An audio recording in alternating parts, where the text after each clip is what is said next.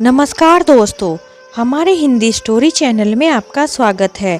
हमारी आज की कहानी है बुढ़ापा बोझ बन गया। गांव के एक कोने में एक छोटा सा कच्चा घर था जिसमें रामलाल और उनकी पत्नी शांति अपने बुढ़ापे के दिनों को बिताने की कोशिश कर रहे थे। दोनों ने अपने जीवन का हर पल अपने बच्चों के लिए समर्पित किया था। रामलाल ने अपनी खेती से जो कुछ भी कमाया वह अपने 3 बेटों को पढ़ाने लिखाने में लगा दिया। शांति ने अपने आंचल में हर दर्द छुपाकर बच्चों को हर खुशी दी। समय बीतता गया और उनके बच्चे बड़े हो गए। बड़े बेटे राकेश ने शहर में एक अच्छी नौकरी पा ली। मंझले बेटे सुरेश ने व्यापार शुरू किया और छोटे बेटे महेश ने भी पढ़ाई पूरी करके अपना अलग जीवन शुरू कर दिया। रामलाल और शांति को गर्व था कि उनके बच्चे अब अपने पैरों पर खड़े हो गए हैं। उन्होंने सोचा था कि उनके बच्चे अब उनके बुढ़ापे का सहारा बनेंगे और उन्हें कभी भी कोई परेशानी नहीं होने देंगे। उन्हें अपने दोनों बेटों पर गुमान था और सोचते थे कि हमारा बुढ़ापा तो बड़े ही आराम से कटेगा, क्योंकि अब तो हमारे बच्चे कामयाब हो गए हैं। हम तो बहुत खुश नसीब हैं जो हमें ऐसी औलाद मिली है। ऐसी औलाद पाकर हम तो धन्य हो गए हैं। लेकिन उन्हें क्या पता था कि उनके बच्चे, जिनके लिए उन्होंने अपने जीवन की सारी खुशियों को कुर्बान कर दिया, वही बच्चे कामयाबी की सीढ़ी पर चढ़ने के बाद अपने माता पिता को भूल जाएंगे और उनके सुख दुख से उन्हें कोई वास्ता मतलब नहीं होगा। राकेश एक लड़की को पसंद करने लगा था। उसने इस बारे में अपने माता पिता को भी बताया और कहा कि मैं तो उसी से शादी करूंगा। उसके माता पिता को भी उसकी खुशी से कोई एतराज नहीं था और उन्होंने अपने बेटे की शादी उसकी पसंद की लड़की से ही करवा दी। शादी के बाद राकेश की पत्नी अपने सास ससुर की सेवा करने से भी मना कर दिया और अपने पति को शहर में रहने के लिए कहने लगी और राकेश को बोली, मैं तुम्हारे गंवार माता पिता के साथ रहकर मैं भी गंवार ही हो जाऊंगी, इसलिए मुझे यहाँ नहीं रहना है। तुमने तो कहा था कि शादी के बाद हम शहर में रहेंगे। उसके बाद लेकिन कहानी ने एक दुखद मोड़ लिया। राकेश ने शादी के बाद अपने माता पिता को गांव में ही रहने दिया। वह साल में एक बार भी उनसे मिलने नहीं आता था, क्योंकि उसकी पत्नी उसे गांव में आने ही नहीं देती थी। वहीं दूसरा बेटा सुरेश व्यापार में व्यस्त था और हर बार किसी न किसी बहाने से उन्हें अनदेखा करता। उनके सुख दुख से उसे भी कोई लेना देना नहीं था। महेश जो सबसे छोटा था, वह भी अपनी नई नौकरी और जीवन में इतना व्यस्त हो गया कि माता पिता से बात करना तो दूर, उनकी याद भी नहीं करता था। रामलाल और शांति ने अपने बच्चों की बेरुखी को समझने की कोशिश की, लेकिन हर बार उन्हें यही एहसास होता कि अब वे अपने बच्चों के लिए बोझ बन गए हैं। शांति अक्सर रोती और कहती, रामलाल, क्या हमने इन्हें इसलिए पाला था कि वे हमें यूं अकेला छोड़ दें? रामलाल उसके आंसू पोंछते हुए कहता, शांति, शायद यह हमारे भाग्य में ही लिखा था। दिन बीतते गए। रामलाल और शांति की उम्र बढ़ने के साथ उनकी शारीरिक हालत भी बिगड़ने लगी। खेती करना अब उनके बस की बात नहीं रही। खाने के लिए भी दूसरों पर निर्भर होना पड़ता था। कभी कभी पड़ोसी कुछ मदद कर देते, लेकिन वह भी कब तक। बच्चों को कई बार पत्र लिखे पर कोई जवाब नहीं आया। एक दिन शांति बीमार पड़ गई। रामलाल ने राकेश को फोन किया, लेकिन उसने कहा, पिताजी, मैं बहुत व्यस्त हूँ, किसी डॉक्टर को दिखा दीजिए। सुरेश ने तो फोन तक नहीं उठाया और महेश ने पैसे भेजने का वादा करके बात टाल दी। शांति धीरे धीरे बिस्तर पर पड़ गई। रामलाल ने अपनी पत्नी का आखिरी समय तक ख्याल रखा, लेकिन वह कुछ कर नहीं सका। शांति इस दुनिया को अलविदा कह गई और रामलाल अकेला रह गया।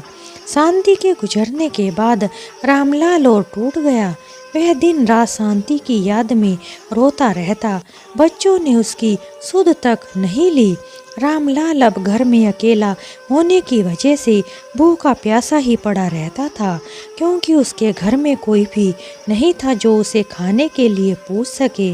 उसके तीनों बेटे तो अपनी अपनी जिंदगी में बिजी थे। उन्हें अपने पिता के बुढ़ापे से कोई मतलब नहीं था।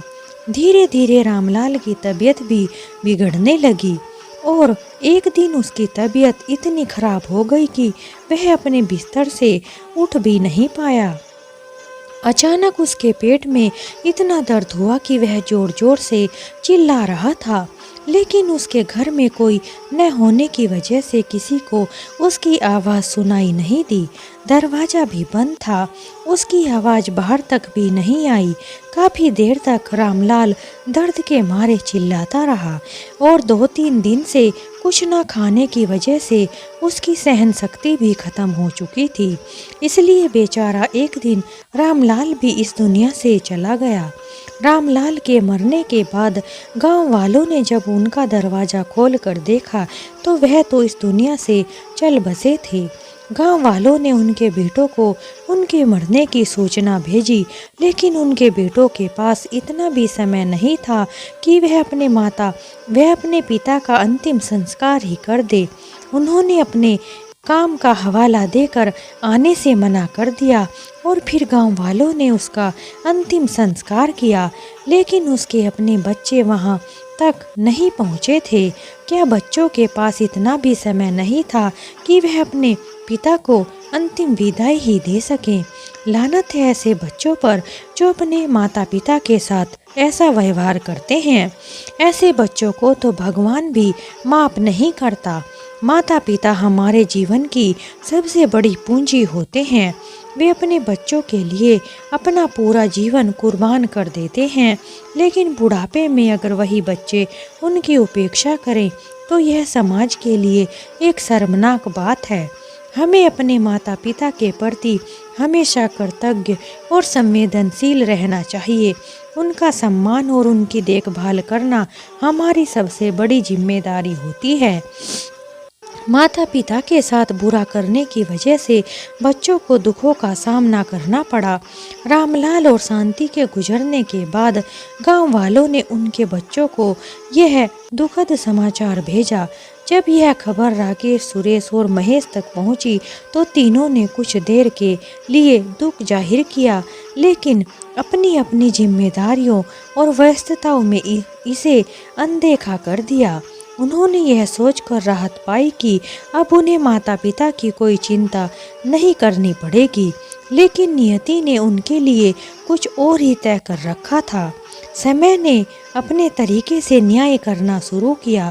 राकेश ने अपने कैरियर के लिए सब कुछ दांव पर लगा दिया था, लेकिन अपने माता पिता की तरह वह अपने परिवार को भी समय नहीं दे पाया।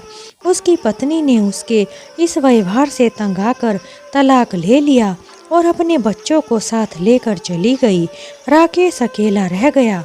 उसने कई बार बच्चों से संपर्क करने की कोशिश की, लेकिन उन्होंने उसे अनसुना कर दिया, ठीक वैसे ही जैसे उसने अपने माता पिता को किया था। अब राकेश हर दिन अपने माता पिता को याद करता और सोचता, काश मैंने उन्हें अकेला न छोड़ा होता, उनके साथ वक्त बिताया होता। लेकिन अब पछताने के अलावा कुछ नहीं बचा था। सुरेश का व्यापार कुछ समय तक तो अच्छा चला, लेकिन उसके घमंड और अपनों की उपेक्षा के कारण उसके साझेदारों ने उसका साथ छोड़ दिया। धीरे धीरे व्यापार में घाटा होने लगा। जब उसे मदद की सबसे ज़्यादा ज़रूरत थी तो उसने अपने भाइयों और रिश्तेदारों से संपर्क किया, लेकिन किसी ने उसकी मदद नहीं की।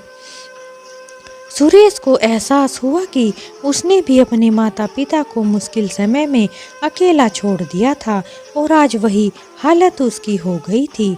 उसने रोते हुए कहा, माँ बाबा, मैं आपकी मदद नहीं कर सका। आज मुझे समझ में आ रहा है कि अकेलापन कितना बड़ा दर्द होता है। महेश को अपने बच्चों से बड़ी उम्मीदें थी। उसने सोचा था कि वह उनके लिए सब कुछ करेगा और बदले में वे उसका ख्याल रखेंगे। लेकिन महेश ने जैसे अपने माता पिता की उपेक्षा की थी, उसके बच्चे भी वैसे ही उसकी उपेक्षा करने लगे। जब महेश बीमार पड़ा तो उसके बच्चे उसे अस्पताल ले जाने के लिए भी तैयार नहीं हुए। उन्होंने बहाना बनाया कि वे अपने काम में व्यस्त हैं। महेश के दिल में अपने माता पिता के लिए किए गए हर बुरे काम की यादें ताज़ा हो गई। उन्होंने अपने माता पिता की ना तो सेवा की थी और कभी उनके अंतिम संस्कार में उन्हें ना ही कंधा ही दे सके। अपने बिस्तर पर पड़े पड़े आंसुओं में डूबते हुए कहा, मैंने जो किया वही अब मेरे साथ हो रहा है। यह मेरे कर्मों का फल है। तीनों भाइयों की हालत धीरे धीरे बद से बदतर होती गई। वे अपने माता पिता की सीख को अनदेखा करने की सजा भुगत रहे थे। समय ने उन्हें सिखा दिया कि जीवन में सबसे बड़ी दौलत परिवार और रिश्ते होते हैं। राकेश, सुरेश और महेश ने एक दिन गांव जाकर अपने माता पिता की कब्र के पास सिर झुका दिया। वे फूट फूट कर रोने लगे और माफ़ी मांगने लगे, लेकिन अब बहुत देर हो चुकी थी। उनके आंसू न तो उनके माता पिता को वापस ला सकते थे और ना ही उनके गुनाहों को मिटा सकते थे। इस कहानी से यह सीख मिलती है कि माता पिता के साथ किया गया बुरा व्यवहार हमें कभी ना कभी भोगना ही पड़ता है। जीवन में जो बोते हैं वही काटते हैं। इसलिए हमेशा अपने माता पिता की इज्जत करें, उनका ख्याल रखें और उनके साथ वक्त बिताएं। बुढ़ापा उनके जीवन का सबसे संवेदनशील समय होता है और यही समय है जब उन्हें हमारी सबसे ज़्यादा ज़रूरत होती है।